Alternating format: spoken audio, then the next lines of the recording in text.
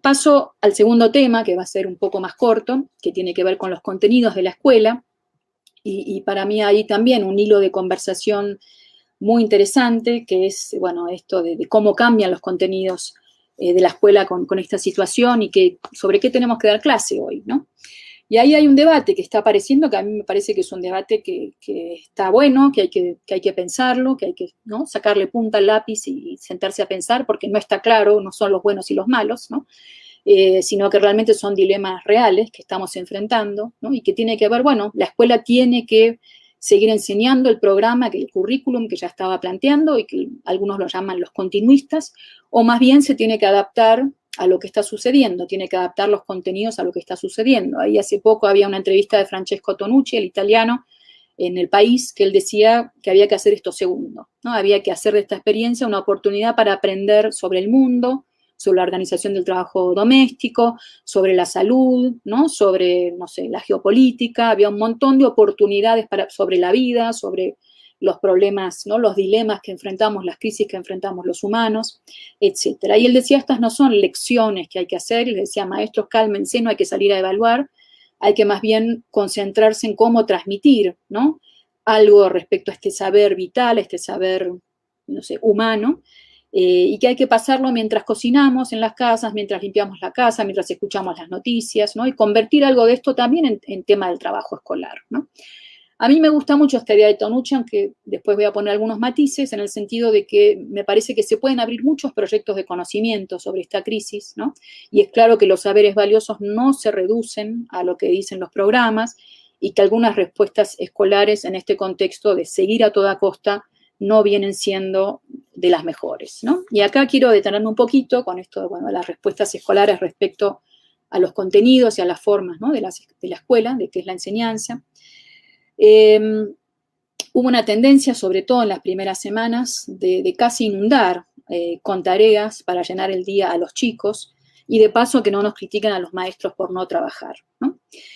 Muchas tareas que se están mandando son muy largas, no están pensadas para la situación en la que están muchos de los chicos, tienen una expectativa muy alta respecto a lo que pueden hacer, a veces esperan que los chicos, tanto a nivel de, bueno, de sus competencias lectoras o de escritura, como a nivel de crítica que pueden ejercer sobre ciertos productos, están, por así decirlo, muy arriba, ¿no? Y no están ahí, no hay un andamiaje, dirían los didactas, no hay acompañamiento cerca para que puedan dar ese salto, ¿no?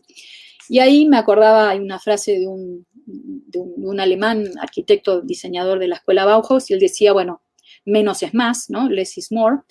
Y bueno, esto de que menos es más, me parece que hay que también traerlo hoy, ¿no? Por ahí hay que ir un poco más despacio, por ahí hay que probar qué pueden y qué no pueden los chicos, hay que dialogar más cerca de lo que pueden hacer y cómo ayudarlos para que puedan un poco más, ¿no? La clase, de nuevo, no es repartir tareas y corregirlas, sino que es abrir ciertos proyectos de conocimiento entre todos, en grupo, y construir condiciones para que cada uno pueda ir apropiándose de lo que se propone, que en general tiene que ver con lenguajes, ¿no?, con formas de pensar, con informaciones también, ¿no?, con contenidos, que se pueden ir apropiando los chicos a su propio ritmo, con su propio tono, su inflexión, su énfasis, su mirada, ¿no?, que ahí es donde se van a realmente apropiar de los conocimientos, ¿no?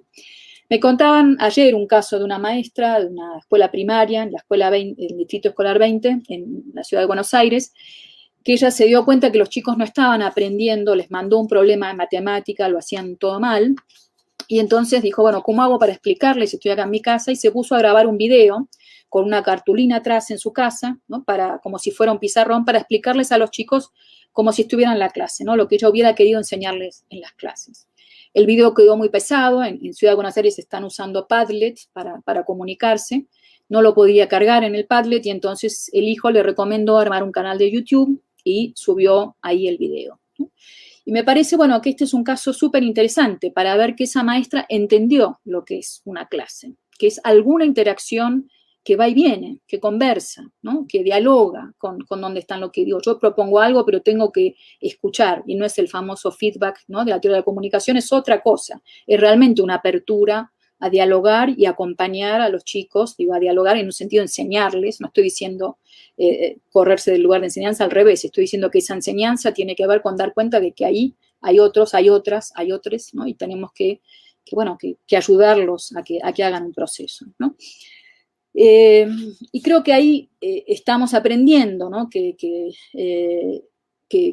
cómo hacemos esa conversación. A veces no la podemos hacer sincrónicamente, ¿no?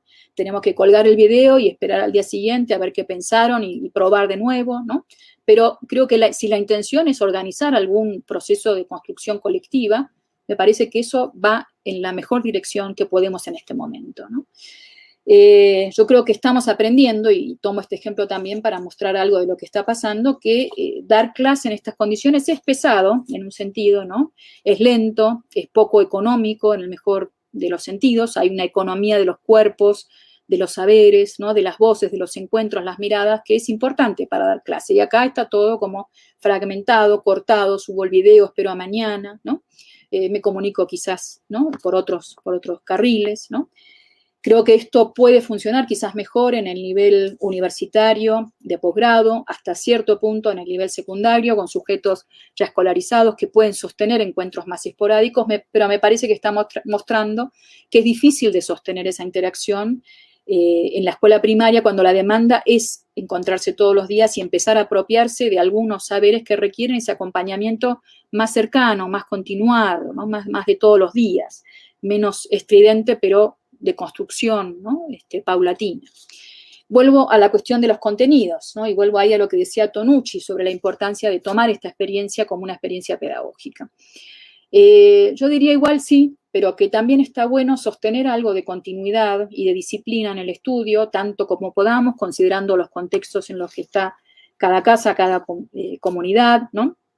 Porque me parece también, y ahí vuelvo al ejemplo de las escuelas hospitalarias, ¿no? Que ya se han marcado varias veces. Bueno, esta posibilidad también, no es que estemos en hospitales, pero estamos confinados por una situación sanitaria. Bueno, la escuela da una continuidad, ¿no? Da una idea de un mañana, de un hoy que no esté mediado por la enfermedad, por el miedo, ¿no? Y hablar de otra cosa, no hablar solamente de la pandemia, no hablar solamente del miedo, también ayuda. Es un descanso, es un tiempo libre, ¿no? Es un tiempo que permite hacer otra cosa, ¿no? Yo diría en ese contexto que la cuestión de la evaluación no es urgente. Seguí algunos debates respecto a, bueno, cómo calificamos, ponemos nota, no ponemos nota.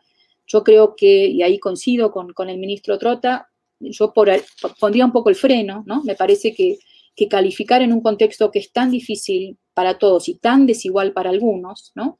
Es muy complicado. Y además me pregunto, en algunos casos, ¿qué vamos a calificar? ¿Vamos a calificar cuántos se apropiaron de contenidos o si tenían o no tenían conectividad en su casa, ¿no? Me parece que en este momento no podemos diferenciar las dos cosas.